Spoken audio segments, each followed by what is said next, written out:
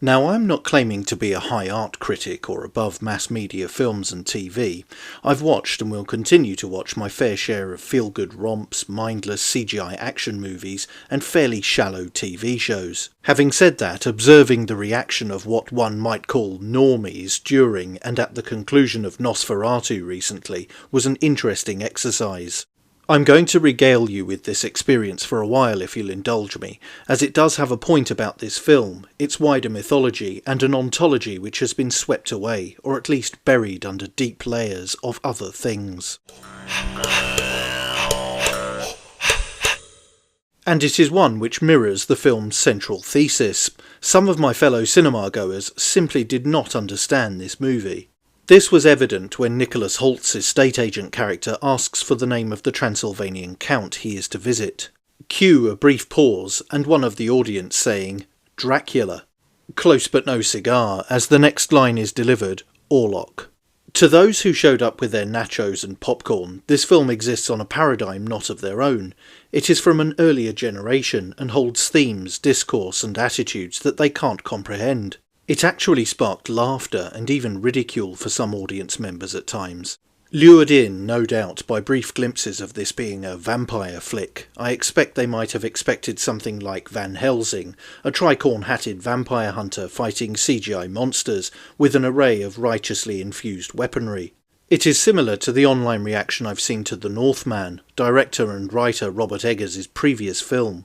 Fans of leather armour and Ragnar Lothbrok's soap opera-like antics in the TV show Vikings did not take to that either. It simply wasn't made for them. And yet, anyone interested in real Vikings and Norse mythology and ritual would have found more authenticity in The Northman than in any number of episodes of Vikings. In keeping with The Northman, Robert Eggers' mind-blowing rendition of 1922's Nosferatu has a dark oath at its centre, and, in particular, the consequences of breaking such oaths. It is a message that might be lost on modern audiences who are used to broken promises at every turn, but at several points in our history, to be an oath-breaker was a very serious business, particularly in Norse society. And oaths made from a position of weakness are not weaker either. If anything, they are stronger, as the power dynamics that caused them to be struck remain.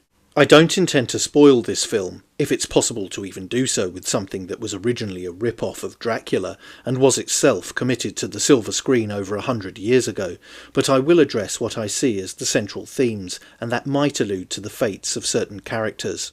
Incidentally, I'm using footage from that original film throughout here to avoid copyright issues, ironically something F.W. Murnau failed to do in 1922. What Eggers' film does very well is highlight the attitudes of Germany in the 1830s, pushing forward with scientific and technological progress and having no time for ancient beliefs and superstitions. But, as is made abundantly clear, failure to believe in evil does not make evil disappear. And ignoring fate, another potent force in European pagan beliefs, is not an option either. I saw the execution of this film as presenting Christianity as a kind of religion aggregator.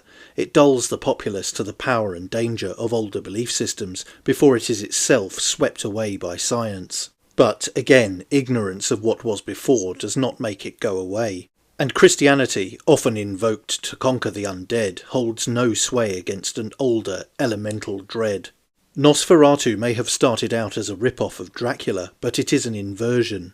No holy water, crucifixes and wooden stakes were able to vanquish Count Orlok.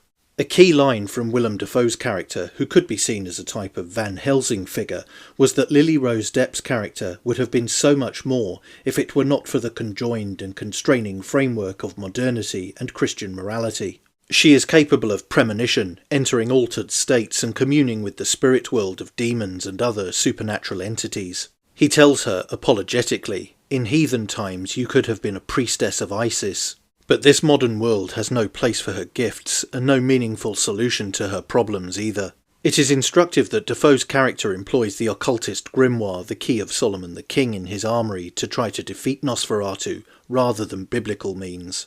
The book is a mysterious text attributed to the legendary King Solomon, but widely believed to have been written during the Renaissance, long after Solomon's time. A time of enlightenment for sure, but also of the dark arts of the occult and of alchemy. The book offers a comprehensive guide to the practice of ceremonial magic and unfolds as a manual for invoking spiritual forces and harnessing their power. Within its pages, readers find intricate instructions for crafting magical tools, from wands and swords to talismans adorned with cryptic symbols. These tools, consecrated through elaborate rituals, are said to channel celestial energies and protect the practitioner from harm. Central to the work is the art of creating sacred spaces. The magician is instructed to draw protective circles, purify themselves through fasting and prayer, and carefully choose the timing of rituals based on astrological alignments. The Key of Solomon has exerted influence on later magical traditions, from the elaborate rites of the Hermetic Order of the Golden Dawn to modern Wiccan practices. It has echoed down the ages.